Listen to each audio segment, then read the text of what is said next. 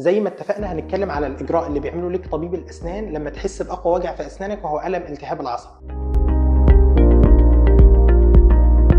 خلينا متفقين مبدئيا ان بلاش تستمر على المضادات الحيويه والمسكنات لما تحس بوجع في اسنانك، وحاول اول ما تحس بالوجع تزور طبيب الاسنان عشان يعالج لك السن.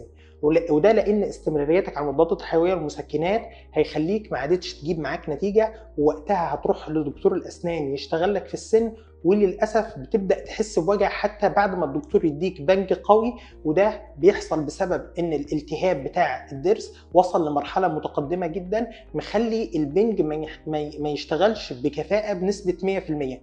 وده مصطلح احنا بنسميه هوت توث، وده بسبب الالتهاب المتقدم اللي حاصل في السن. عشان كده بعض اطباء الاسنان بينصحوا بعض المرضى ان هو قبل ما يدخل عند طبيب الاسنان بنص ساعه الى ساعه بالكثير يكون واخد حبايه مسكن، وده بيقلل بنسبه كبيره حدوث الالم اثناء الشغل.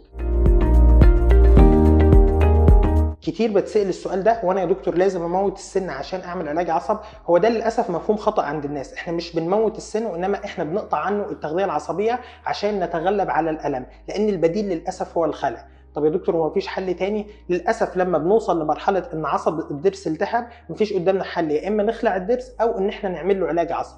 طيب هو الدكتور بيعمل ايه في علاج العصب؟ اول حاجه الدكتور بيديك البنج ويبدا ينظف التسوس، وبعد كده بيبدا يفتح العصب ويشيل الانسجه الداخليه الملتهبه، وبعد كده بيبدا يوسع قنوات الجذور نفسها، وبعد كده بيعقم الضرس من البكتيريا، وبعد كده بيبدا يحشيه بحشو عصب صناعي ثم يحشيه بالحشوه النهائيه.